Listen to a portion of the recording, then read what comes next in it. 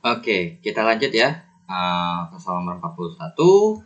Nah, nomor 41 itu jika 2 liter larutan NaGNO3 0,1 molar dialiri jumlah arus listrik melalui elektroda PT. Oke, ada elektroda PT-nya, ada elektroda, berarti ada kemungkinan besar ini ada dihubungkan dengan yang namanya reaksi di anoda ya. Sehingga semua Ag itu terendapkan, maka volume gas yang akan terjadi diukur pada saat STP. Berarti otomatis ini ada hubungannya dengan rumus F STP N dikali 22,4 ya. Oke, ada hubungannya dengan rumus ini. Berarti berhubung karena kita mau nyari volumenya, berarti kita harus tahu molnya berapa yang terbentuk untuk gasnya. Oke, untuk be careful ya, larutan AgNO3 ya. Oke, berarti AgNO3 kalau kita uraikan berarti Ag plus tambah NO3 min. Oke, berhubung untuk Ag itu adalah bukan termasuk golongan logam aktif dan larutan, maka dia akan terjadi reaksi di katoda seperti ini. Ag plus tambah elektron menjadi Ag dalam bentuk solid gitu ya. Jadi terjadi reduksi si Ag-nya itu sendiri atau reduksi kationnya. Nah, untuk anode ya, untuk anode itu berarti untuk anodenya karena berhubung, lihat anodenya ini apa? Elektroda PT. Elektrodanya PT itu elektroda inert. Nah, berarti kalau misalnya untuk elektroda PT itu, maka yang terjadi harus lihat jenis anion apa yang terurai dari AgNO3. Ternyata adalah ada oksinya. NO3 itu adalah oksinya. Berarti berhubung karena ada oksi, maka yang akan terjadi reaksinya adalah oksidasi air dari 2H2O menjadi gitu ya, menjadi O2 ditambah 4H plus ditambah 4 elektron. Seperti itu. Oke, jadi inilah reaksinya. Katodenya terjadi pengendapan si Ag-nya ya. Kan ya wajar ya, sehingga semua Ag terendapkan, wajar karena dari di katodenya aja dalam berubah dari Ag yang larutan jadi endapan. Sedangkan kalau di anoda, kenapa muncul gas? Karena di anodanya elektroda PT dan asamnya adalah asam oksi ya. Oke, berarti di sini hubungin molnya. Nah, di sini juga secara tidak langsung kita bisa cari yang namanya AgNO3 ini. AgNO3 ini berhubung ada molar, ada M besar dan ada volume, maka N-nya sama dengan M kali V. Sama dengan 0,1 kali 2, berarti 0,2 mol. Berarti kalau kita masukin di sini AgNO3 adalah 0,2 mol, maka kalau kita lihat di reaksi yang kita pakai yang ke bawah, cuman ada hubungannya dengan Ag plus aja. Berarti di sini 0,2 mol. Ya udah, kita masukin di sini 0,2 mol. Nah, supaya menghubungkan si O2 yang di bawah, kita hubungkannya antara ini dengan ini. Berarti 0,2 mol di sini 0,2 mol, di mana mau elektronnya 1, 2, 3, 4, atas sama bawah pasti sama. Karena nggak bakal mungkin di katoda sama anoda aliran listriknya beda. Berarti di sini juga 0,2 mol. Berarti kalau 4 0,2 mol, maka kalau 1 ya tinggal 0,2 per 4. Atau setara dengan 0,05 mol. Jadi jumlah mol yang terbentuk, jumlah mol gas yang terbentuk dari larutan AgNO3 yang dielektrolisis ya, dengan elektroda PT, terbentuklah 0,05 mol oksigen. Ya udah, dari sini barulah kita cari VSTP dengan N dikali 22,4. Berarti VSTP-nya sama dengan 0,05 kali 22,4. Setara dengan berapa tuh? 1,12 liter. Jadi jawabannya adalah yang A ya. Oke, let's cek dulu. Takut saya salah hitung sebelumnya. 22,4. Ya, 1,12. Karena kalau 0,5 setengahnya 11,2 ya. Kalau dikali lagi dibagi 10 atau dikali 1/10, maka jawabannya 1,12. Oke, 41 jawabannya yang A. Nah, BTW sebelum kita lanjut ke nomor 42, saya mau cantumin dulu untuk bagan elektrolisis. Oke, tapi sebelum sebelum saya kasih bagan elektrolisisnya ini saya hapus ya. Oke, jadi kalian boleh pause dulu. Nah, sekarang kok bisa dapat kayak gini? Nah, kita lihat bahwa bagan elektrolisis itu jadi seperti ini ya. Bagan elektrolisisnya adalah ketika ternyata tanpa di ini nggak apa-apa ya, nggak usah, ternyata masih muat kok ya. Kemudian ini kita geser dulu. Nah, di sini kan AgNO3 kan harus larutan ya. Oke, berarti ingat ya, kalau misalnya ion ya, kita tahu bahwa senyawa elektrolit itu pasti bakal ada kation ya, kation dan anion. Itu kation dan anion. Kalau anion itu adalah ion negatif, dan kalau misalnya untuk kation adalah ion positif. Nah, karena katoda itu adalah kutub negatifnya, maka akan lari ke katoda si kationnya, dan anionnya akan lari ke anoda.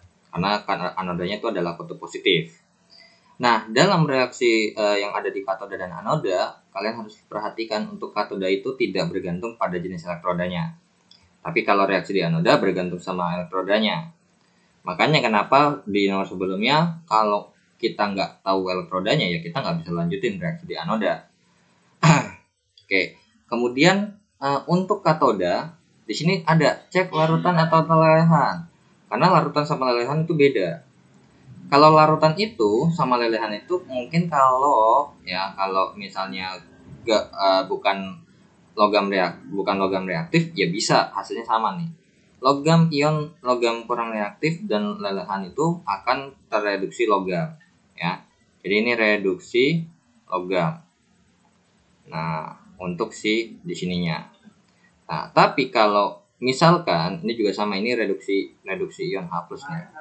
Ya, reduksi ion H+-nya. Nah, sekarang kalau misalkan logam aktif itu kalau lelehan langsung, tapi kalau larutan dia akan terjadi reduksi air. Nah, makanya di sini AgNO3 Ag-nya itu adalah logam yang non reaktif alias bukan golongan 1A, 2A gitu ya, Al atau Mg. Nah, maka yang akan tereduksi adalah reduksi logamnya. Makanya AgNO3 mengendap. Nah, setelah itu di anoda, kenapa kok bisa saya bikin ini? Karena di anoda itu kan tergantung elektrodanya, inert apa nggak inert. Berhubung PT ini termasuk elektroda inert ya, elektroda inert nih ya. Karena elektroda inert ini di sini ada tulisannya PTCAU biasanya ya. PTCAU tuh. Inert adalah PTCAU, kalau non inert ya yang lain gitu. Nah, kalau misalnya inert ada banyak. Kalau anion lain alias halida ya segala macam akan terjadi yang namanya reduksi kation. Oksidasi ya. Kan terjadi proses oksidasi. Oksidasi anion. Oke.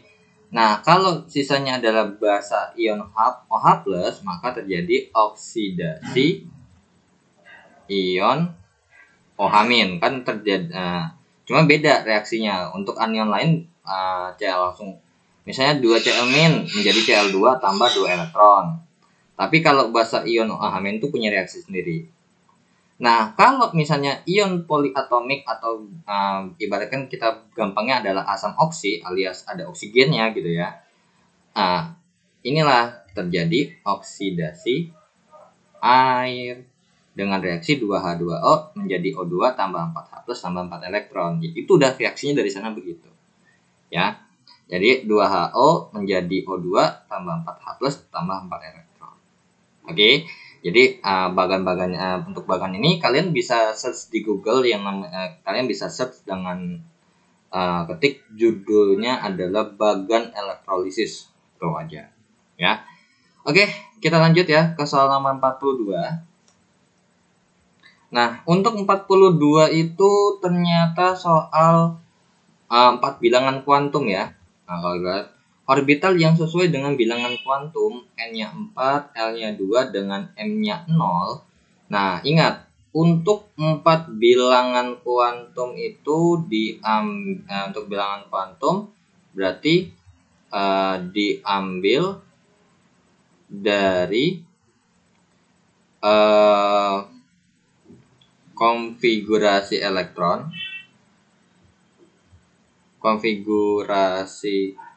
elektron dengan aturan Aufbau ya.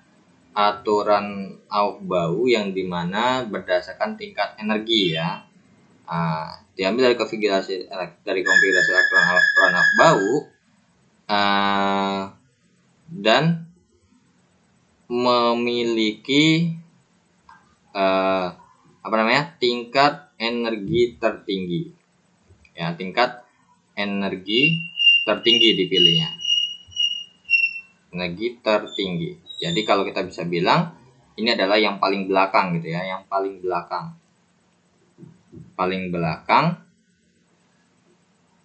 dari konfigurasi elektron ya. Jadi dari konfigurasi elektronnya itu adalah diambil dari yang paling belakang. Nah, kalau kita ambil dari paling belakang, nah terus katanya punya N-nya 4. N-nya itu diambil dari jadi kita ambil nih, misalkan ini adalah mungkin 4, entah 4 atau apa. N-nya 4, terus L-nya 2, M-nya 0. Nah, biasanya karena di sini untuk yang M ini ya, untuk nilai M ini itu tergantung dengan jumlah elektronnya.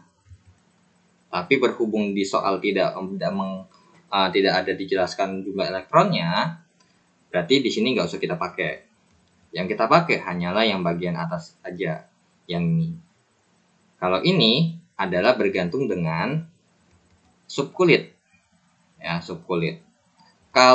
Dengan subkulit yang L sama dengan 2, maka udah jelas subkulitnya adalah subkulit P. Maka subkulit P. Dengan N-nya 4, maka ada di kulit keempat. Maka dari sini kita bisa bilang maka subkulitnya adalah 4P. 4P berapa? Ya, kita kalau dia dari M-nya 0, cuman masalahnya untuk berapa elektronnya juga harus ada pengaruh dengan yang namanya S-nya. S-nya atau bilangan kuantum spin kan bisa plus minus setengah ya. Dimana kalau plus setengah itu yang arahnya ke atas, dan kalau misalnya yang minus setengah itu arahnya ke bawah. Nah, tapi berhubung nggak tahu arahnya kemana, ya kan? Soalnya kalau kita bikin untuk P4, P6 itu alias berarti P itu kotaknya ada 3 ya. Seperti ini. 0 itu berarti di tengah-tengah. 0 plus 1 min 1. Oke, untuk min M-nya itu adalah paling mentok plus 1, paling kecil min 1 ya. Kalau L-nya 1, sorry, ada salah ya. Untuk L-nya 2 itu subkulitnya subkulit D ya. Oke. Soalnya kalau kita lihat, jadi sebenarnya untuk L itu sebenarnya adalah nilai, kalau untuk L itu adalah nilai maksimum atau minimumnya dari si F. Jadi ini mempengaruhi ya, tadi ada salah ini. Mempengaruhi nilai maksimum,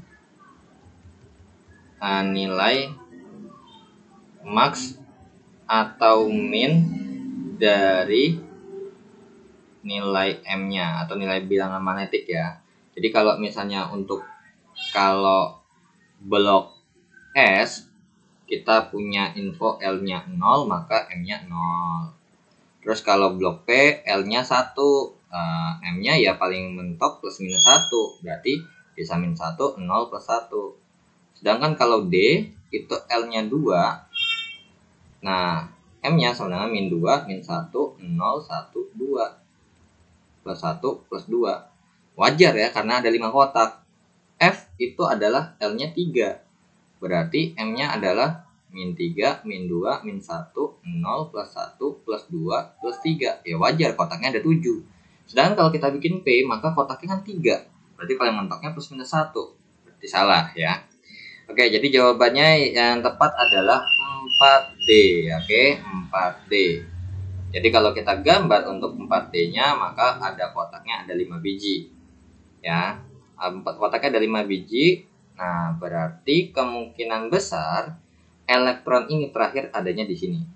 Cuman masalah ke atas apa ke bawah kan nggak tahu. Kalau misalnya S-nya kita bikin, oke, untuk misalnya jumlah elektronnya kita bikin 4D berapa? Nah, ini berarti kalau S-nya plus setengah. Kalau S-nya plus setengah itu berarti kalau kita gambar untuk 4D itu kan ada 5 kotak. Berarti 1, 2, 3. Ya udah, kan udah di tengah kan? Berarti 4D3. Ya. Ketemu 4D3. Tapi kalau untuk X-nya sama dengan min setengah, alias berarti berhenti terakhirnya ke bawah, berarti di sini harus udah lewat lebih dari satu putaran. 1, 2, 3, 4, 5, 6, 7, 8. Berarti di sini 4D8. Jadi depends on depends on nilai S-nya ya, bisa plus atau minus. Makanya kenapa di sini untuk M dan S itu tidak berpengaruh untuk di subkulit berapa atau orbital mana gitu ya. Oke, jadi jawabannya adalah 4D. Jadi jawabannya adalah yang B ya. Oke, kita lanjut ya ke soal nomor 43. Oke, inilah soal 40 nomor 43 dan 44. Nah, nomor 43 ditanya ikatan ionik dapat terbentuk dari atom dengan unsur apa, dengan unsur yang 919X, dengan unsur yang mana? Oke, jadi untuk berarti kita harus tahu definisinya dulu ya. Ikatan ion itu atau ikatan ionik itu adalah ikatan antara logam dan non-logam. Berarti kalian harus tahu mana yang logam, mana yang non-logam. Nah, untuk golongan A itu rata-rata logam tuh dimasuk di 1A dan 2A. Sebenarnya walaupun 3A itu masih ada ya, terkecuali boron, dan 4A itu juga udah termasuk di bawahnya lagi. Jadi benar-benar murni gas itu atau benar-benar non-logam itu ketika udah masuk 7A sama 8A. Untuk 4A, 5A, 6A itu masih ada yang logam, ada yang non-logam juga. Ya udah, berarti untuk 19X ini karena kita bikin konfigurasi elektronnya adalah 9X aja. Ada 1S2, 2S2, 2P5. Berarti dari sini kita bisa bilang bahwa punya periode kedua karena jumlah kuliahnya 2. Ya, atau kalau kita bisa bikinnya begini nih. Kita pakai karena berhubung harusnya kan P nih kita pakainya. Karena nggak bisa berdiri sendiri ya kita harus pakainya kayak gini. Berarti 2S2 dan 2P5. Berhubung angka tingginya 2 ya P-nya 2. Terus untuk golongannya itu adalah 2 tambah 5. Sama dengan 7. Artinya berarti golongannya adalah 7A ya. 7A. Yaudah, berarti untuk periode 2 golongan 7A. Nah, udah fix ya, golongan 7A itu di bagian atasnya, atas 1, 2 dan ke bawah itu adalah termasuk unsur ini adalah unsur non-logam. Berarti supaya dia dapat berikatan ion, maka kita harus pasangannya sama logam juga. Ya udah kita cek jawabannya. Untuk yang A 49R, maka ini 4R aja yang kita bikin. 1S2, 2S2. Berarti 4R ini adalah periode 2. Periodenya 2, golongannya adalah 2A.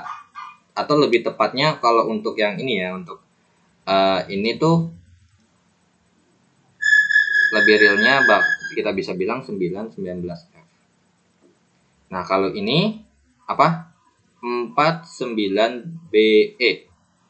Cuma berhubung jadi untuk BE ini masih termasuk logam ya. Jadi jawabannya kemungkinan besar udah pasti yang A ya.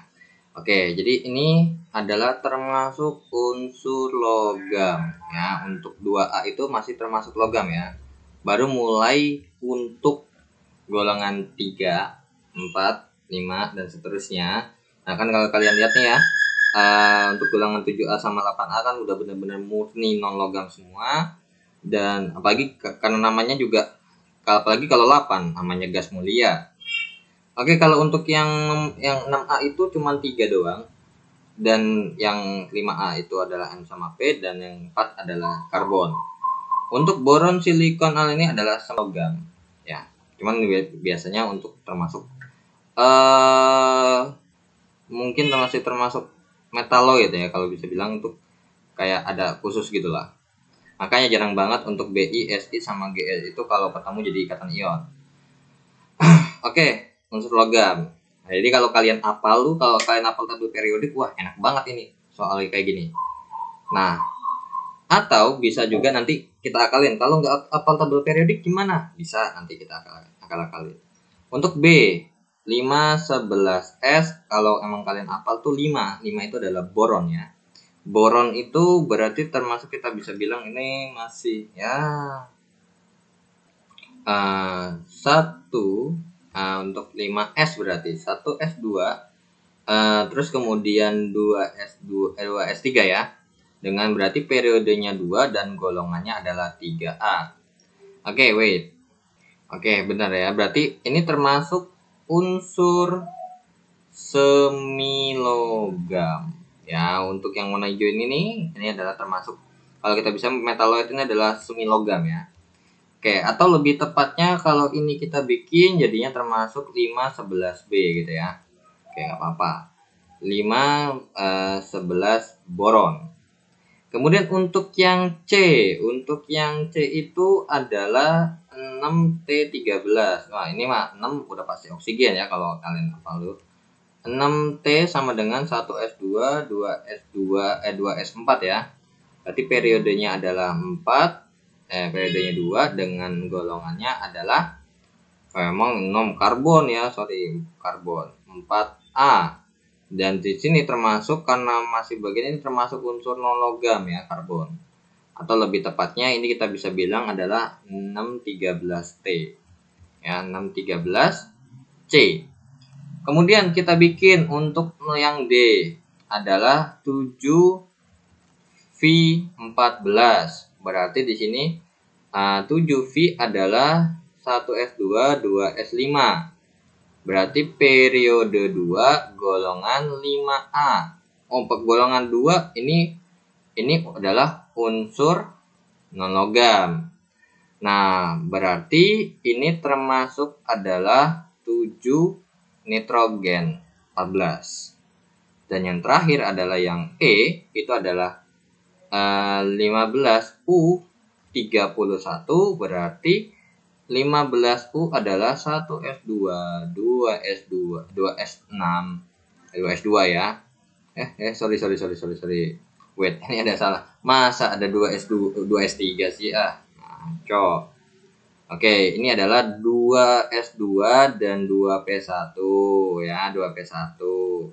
Kalau ini 2S2 ya, 2S2 ditambah dengan 2P2. Oke. Kemudian untuk yang ini, masa ada sih 2S5, kan ngaco. 2S5, 2S2 ya, 2P3. Nah, di sini adalah baru 1S2, 2S2, 2P6, 3S2, kemudian 3S2, 3P3 ya. Oke, ini termasuk periodenya adalah 3 dengan golongan adalah 5A. Ini termasuk unsur non logam ya. Oke, dimana kalau kita bisa bilang bahwa ini adalah 3115 fosfor ya.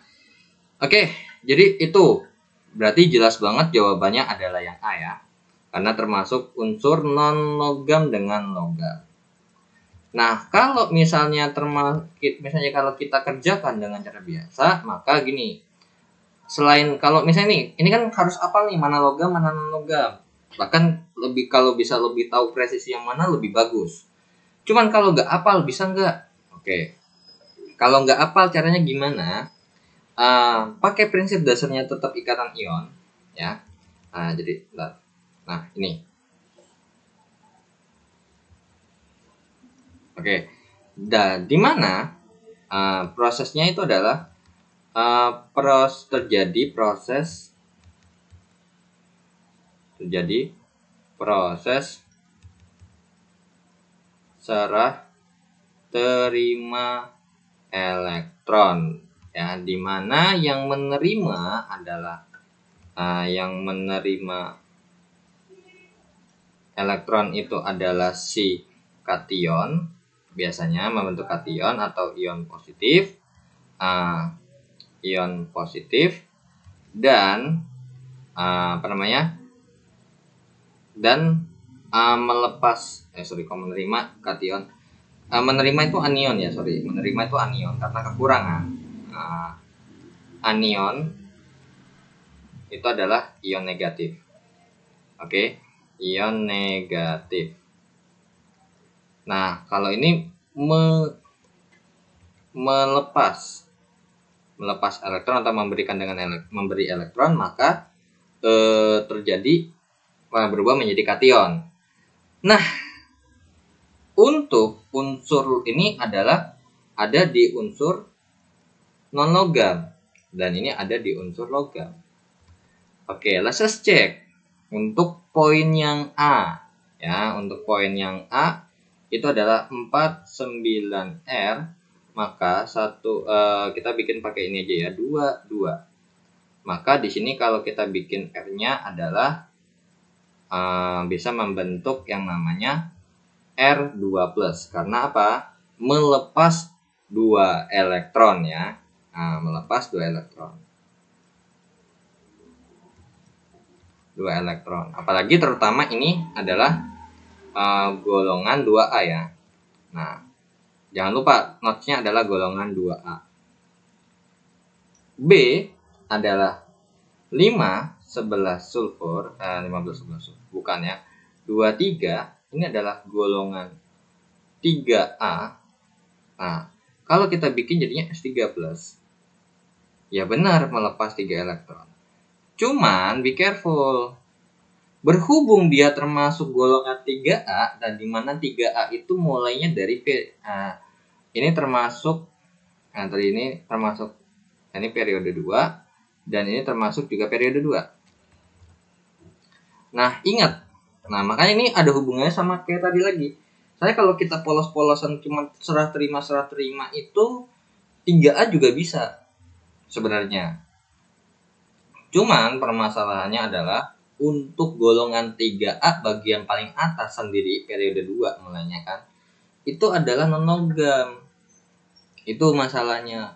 Jadi makanya kalau untuk misalnya kita tahu mana logam mana non-logam, tapi kalau benar-benar kita pakai unsur aslinya itu pasti ketara banget. Cuman ini pakai permisalan. Makanya untuk cara kayak gini dibilang makanya kenapa kalau nggak tahu atau nggak hafal posisinya, atau misalnya nggak tahu tabel periodik sama sekali, ya jelas fix nggak bisa. Kalau kita mau pakai teori yang melepas elektron membentuk ion positif, banyak ion positif tuh, gitu ya. Ini juga bisa, ini melepas 3 elektron.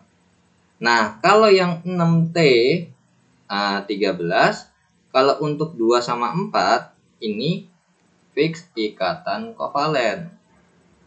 Ya, ikatan kovalen karena tangannya ada 4 ya. Oke, golongan 4A ya. Untuk 4 itu cenderung membentuk ikatan kovalen. Untuk yang D 714 V ini adalah 2 5. Nah, di sini karena udah 5 maka akan membentuk V3- alias menerima 3 elektron. Nah, gitu ya. Golongan 5A periode 2. Nah, ternyata benar nggak? Menerima 3 elektron, makanya udah ketahuan fix ini nggak mungkin. Karena masa sama-sama nerima padahal katanya serah terima. Ya udah, berarti yang D itu salah. Yang E apalagi? 15 31U, maka ini adalah 285 atau golongan 5A periode 3. Berarti membentuk U3-, berarti menerima 3 elektron juga. Nah, berarti otomatis untuk D dan E ini kita bisa hilangkan dari pilihan. Fix, salah. Yang ini juga sama, salah. Karena kalau untuk golongan 4 itu udah fix rata-rata ikatan kovalen. Oke. Nah, untuk A sama B, nah ini permasalahannya kalau kita pakai, kalau misalnya benar-benar nggak hafal ya. 2 elektron melepas 3 elektron, sama-sama ya, masih sama-sama bisa melepas elektron. Mungkin maksud soalnya kalau kayak gini, mungkin lebih mudah mana? Nah, kalau lebih mudah mana ya jawabannya yang A. Karena lebih kuat pasti, karena lebih mudah ngelepas, lebih mudah ngelepas 2 dibandingin sama lebih melepas 3. Jadi jawabannya yang A. Cuman nggak dibahas itu. Nah, terus gimana? Ya harus berarti untuk membandingkan yang ada di sini,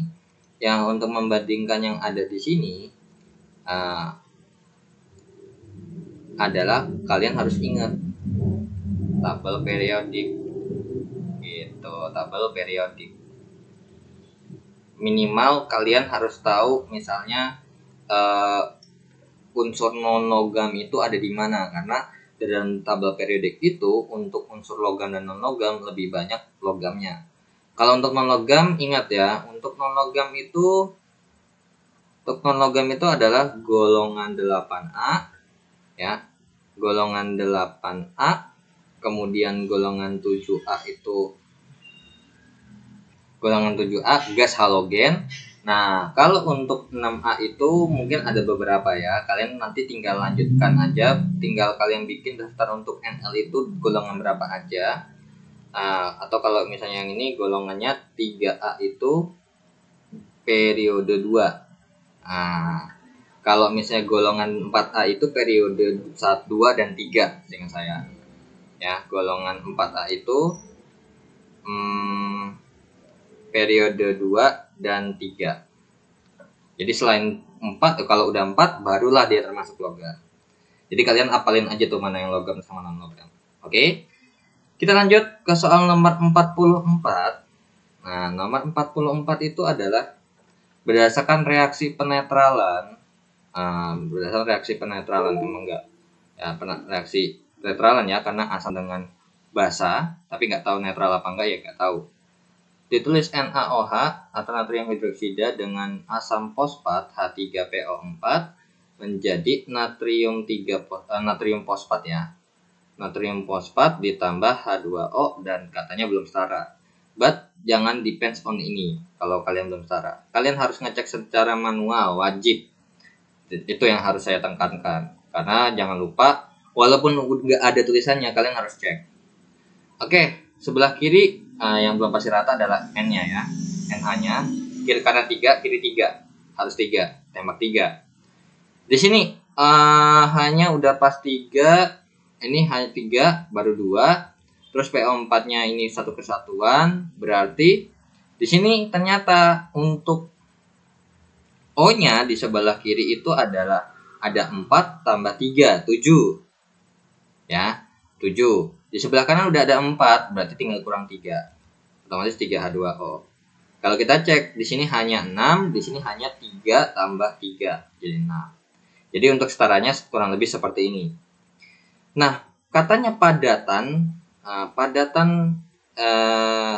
ini yang diperlukan, berarti ini yang ditanya, fix pasti ada hubungan dengan rumus N sama dengan G per MR.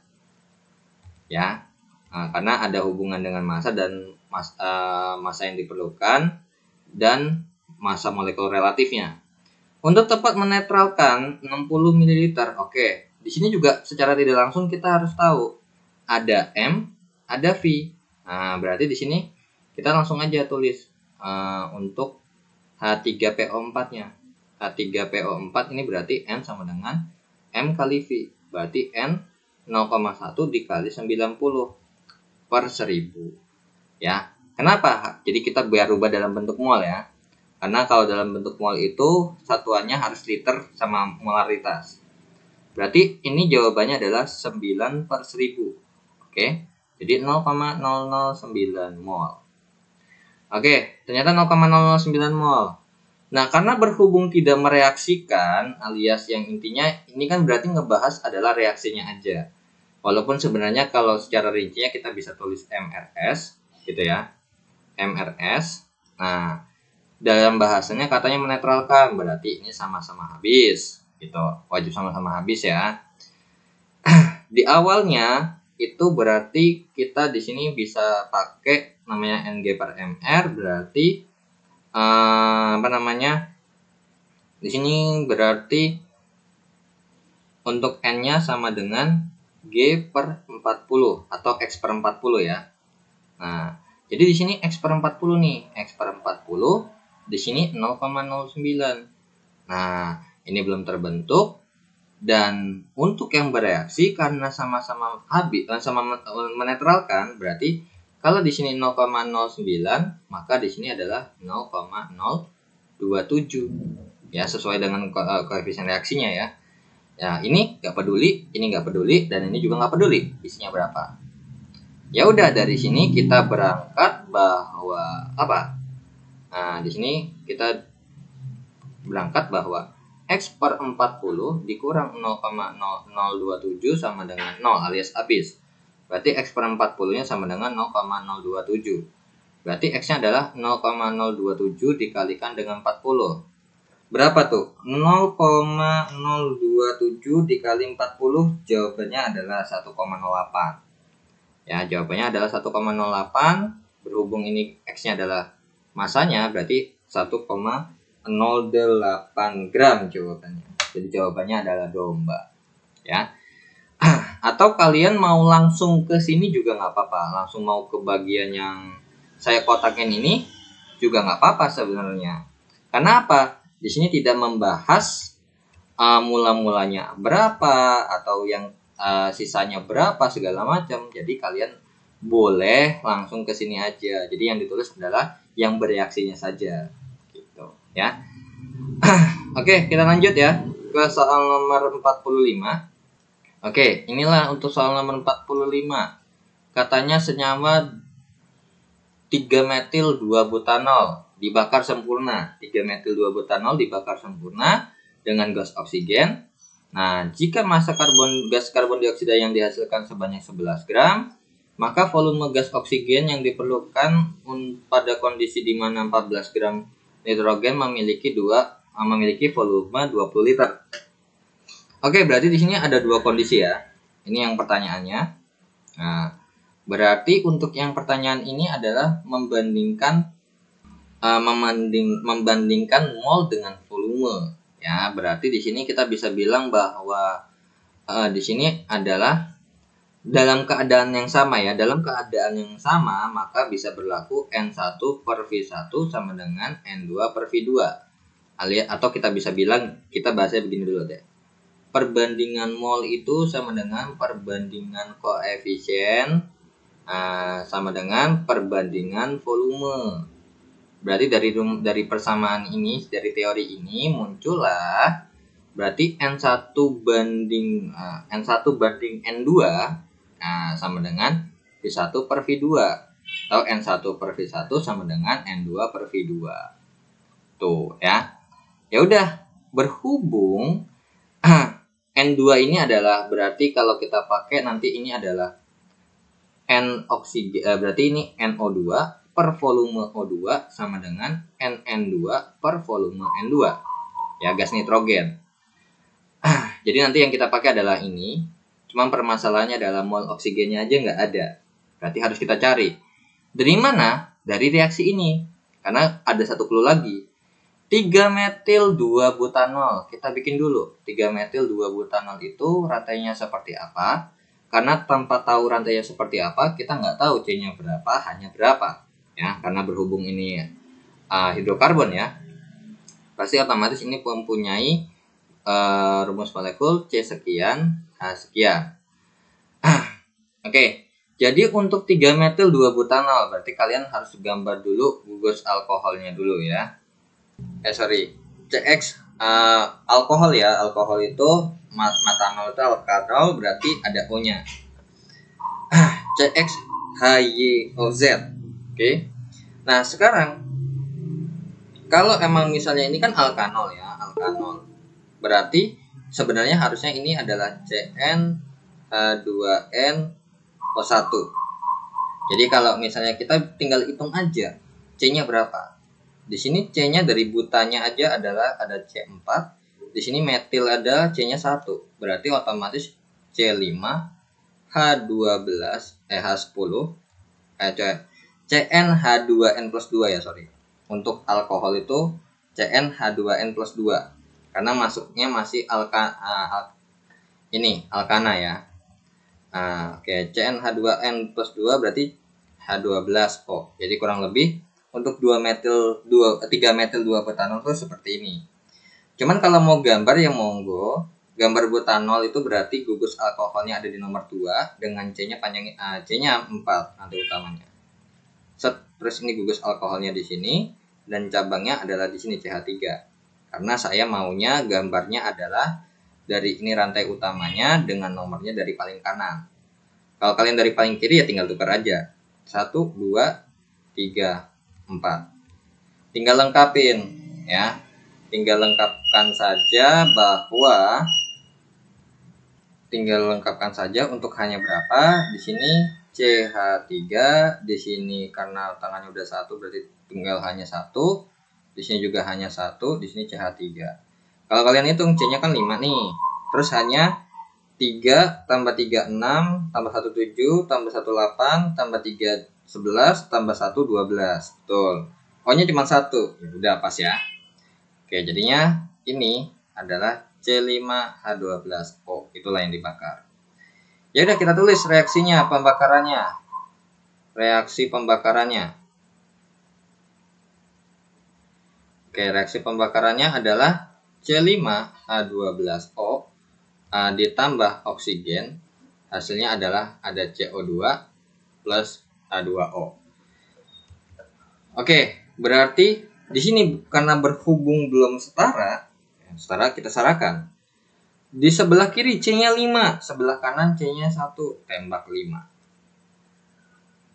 Di sebelah kiri hanya 12, sebelah kanan hanya 2, tembak 6. Kemudian di sebelah kanan O-nya 6 tambah 10, 16. 16 ya, di sini O-nya 16. Sekarang di sini harusnya O16 berarti 1 tambah 15. Berarti di sini adalah 15/2. Itu ya. Nah, jadi untuk bentuk reaksi setaranya seperti ini. Cuman kurang apik. Ya udah, kita kalikan dengan 2 sehingga reaksi yang setara lebih bagusnya adalah 2C5H12O tambah 15O2 menjadi 10CO2 tambah 12H2O. Oke, dari sini berarti katanya dari informasi ini di sini kita ketemu bahwa massa gas karbon dioksida yang dihasilkan sebanyak 11 gram. Oke, tadi saya lupa. Di sini ada CO2. Pasti rumusnya pakai Ng per mr. Nah, N-nya sama dengan 11 per. Untuk mr-nya itu adalah untuk CO2 mrCO2 itu adalah ARC tambah 2ARO. Di mana ARC itu adalah 12 tambah 2 kali 16. Berarti 12 tambah 32 adalah 44 ya, sorry. 44. Berarti N-nya adalah 1/4 atau sama dengan 0,25 mol. Berarti tinggal kita masukkan di sini adalah 0,25 mol. Oke, 0,25 mol. Berarti kalau misalnya 10 aja 0,25 mol, maka 15 itu berapa mol? Jawabannya adalah berapa yuk? 0,375 mol. Dapat dari mana? Nah, kalau emang nggak bisa cepat atau misalnya nggak bisa langsung ya, kalian boleh pakai seperti ini. 15 per X sama dengan 10 per 0,25. Ya udah, tinggal berarti X-nya berarti sama dengan X-nya di sini, 10-nya ke bawah, ini per 1, 15 kali 0,25. Berarti dari sini kita peroleh bahwa X-nya adalah 15 dikali 0,25 per 10. Ya jawabannya adalah 0,375 mol. Ya udah, habis itu dari ini kemana? Balikin ke bagian yang sini nih, bagian yang sini. Berarti dapat disimpulkan bahwa langsung kita kerjakan NO2 per volume O2 sama dengan N2 per volume N2. Cuman permasalahannya molnya si N2 ini juga belum ada. Cari dulu kan, mantap. N-nya sama dengan G per MR, N-nya sama dengan 14 per 2 dikali 14. Berarti coret-coret, jawabannya adalah 0,5 mol. Ya, 0,5 mol. Berarti di sini barulah kita masukkan bahwa 0,375 per volume O2 sama dengan 0,5 per volume N2-nya adalah 20. Berarti tinggal kita hitung 0,5 VO2 sama dengan 0,375 dikali 20. Berarti volume oksigennya adalah 0,375 dikali 20 per 0,5. Maka V oksigennya adalah berapa tuh? 0,375 ya dikali 20 dibagi 0,5. Jawabannya adalah 15 liter. Jadi jawabannya adalah yang B. Oke. Jadi ingat, dalam kondisi tertentu atau dalam P dan T yang sama, intinya kalau udah ada kata-kata seperti itu maka berlaku perbandingan mol, perbandingan koefisien, perbandingan volume. Oke. Kalau belum ada, ya berarti nggak bisa. Kalau nggak bisa langsung dikerjain, pasti otomatis harus ada yang dicari dulu. Ya, bisa menggunakan stoichiometry, ya, atau konsep mol yang lain. Oke. Next kita lanjut ke soal nomor 46.